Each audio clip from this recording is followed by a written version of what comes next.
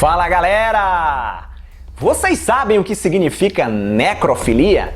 Segundo o dicionário, é a junção de duas palavras gregas, necros, que significa morto, cadáver, e filia, que quer dizer amor, desejo. Ou seja, necrofilia é a excitação sexual decorrente de contato com um cadáver.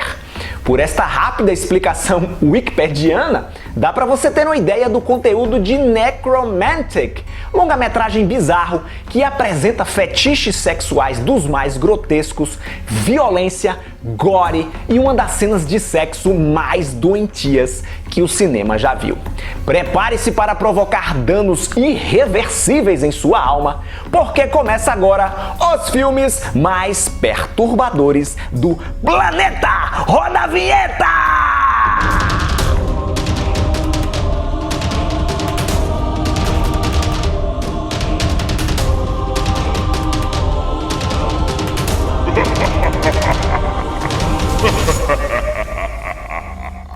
A necrofilia é um distúrbio psíquico conhecido desde os tempos mais remotos da história da humanidade. Aliás, distúrbio psíquico não, porque talvez essa seja uma visão muito intolerante da minha parte. Como é que eu poderia dizer isso? Uma visão muito ocidentalizada da coisa, visto que a necrofilia é uma prática, é um costume muito comum, às vezes até sacralizado, em certas tribos africanas e asiáticas até hoje.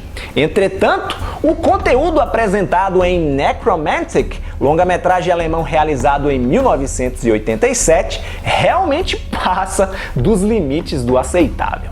O diretor dessa porra louquice é um cara chamado Jörg Buttgereit, um dos cineastas mais transgressores dos últimos anos. Sobre a filmografia dele, paira uma nuvem negra, visto que a grande maioria de suas obras é barra pesadíssima, onde uma visão pessimista da vida, o fascínio pela morte, o humor negro e perversões sexuais grotescas estão sempre no cardápio.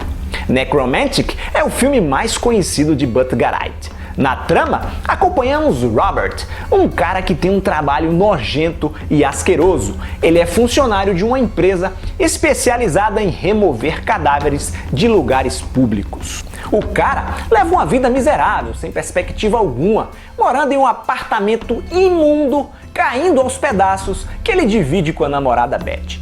Como hobby, coleciona partes de corpos humanos que ele surrupia do trabalho.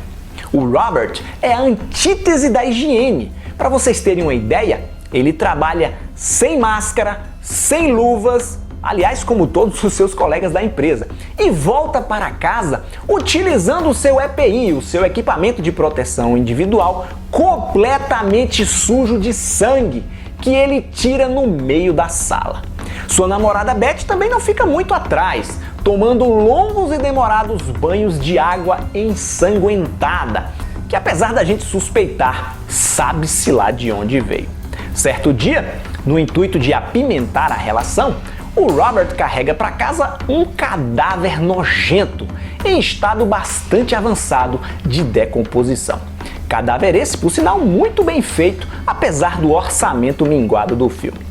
A garota adora a surpresa e para que o homenagem a Troar funcione perfeitamente, o Robert improvisa um pênis para o defunto. Os três se divertem bastante, com direito até a chupadinhas no olho melequento do cadáver. Daí em diante, o morto passa a fazer parte da vida do casal. Quando ele não está pendurado na parede, ornamentando a casa, está deitado na cama, ouvindo as histórias que Beth conta para ele, ou transando com a garota, enquanto o Robert está no trabalho. A harmonia acaba quando o rapaz perde o emprego, deixando sua namorada puta da vida.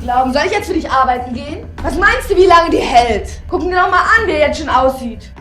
Não demora muito para Beth arrumar suas malas e cair fora, levando o defunto, claro. E isso acontece no mesmo dia em que Robert traz de presente um gatinho de estimação para ela. Na sofrência, o desgraçado coloca o animal dentro de um saco de lixo e arremessa o gato diversas vezes contra a parede até matá-lo, para em seguida tomar um banho com seu sangue e vísceras. Apesar de aterradora, a cena é falsa, uma montagem. Naquele DVD que eu mostrei no início do programa, tem um pequeno making-off que deixa isso claro. O bicho era fake. Ao contrário de outro trecho, onde um coelho é morto e esfolado. A gravação é real. A filmagem foi feita dentro de um criatório desses animais. Diferente de Cannibal Holocaust, onde a morte dos bichos é extremamente gratuita, essa sequência tem função dentro do filme. É uma espécie de sonho, de reminiscência, para tentar justificar de longe a parafilia do protagonista. Mesmo assim, não deixa de ser revoltante. Depois que a Beth o abandona, o Robert mergulha num caminho autodestrutivo, numa crise existencial. Desiludido, isolado de tudo e de todos, ele procura uma prostituta e a leva para transar num cemitério, onde descobre que também está sofrendo de disfunção sexual. E o filme prossegue nessa maré baixo astral até o seu ejaculatório clímax final.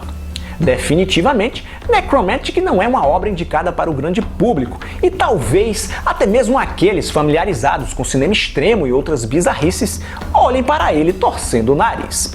Apesar do seu tema tabu, apesar de ser um atentado ao bom gosto, o longa-metragem traz uma história cheia de simbolismos e profundidade psicológica que aborda assuntos importantes como isolamento social, desilusão amorosa, dependência sentimental e certos fetiches bem peculiares. É preciso se livrar das amarras sociais para perceber tudo isso, afinal de contas, o filme não poupa o espectador com suas cenas aberrantes. Inexplicavelmente, assim como o Calígula, encontra-se disponível no YouTube, completo, legendado em português. Se você quiser assistir e se você for maior de idade, pesquisa aí que você encontra. Necromantic fez relativo sucesso e 4 anos mais tarde, em 1991, ganhou uma continuação, Necromantic 2. Olha ele aqui, ó. Se esse vídeo tiver boa aceitação e se vocês quiserem, evidentemente, a gente pode falar dele mais pra frente numa outra ocasião. Obrigado por sua audiência. Se você gostou do programa, já sabe, deixa aí aquele joinha de praxe, compartilhe o vídeo com seus amigos nas redes sociais e se você ainda não é inscrito, assine o canal. Tchau e até a próxima.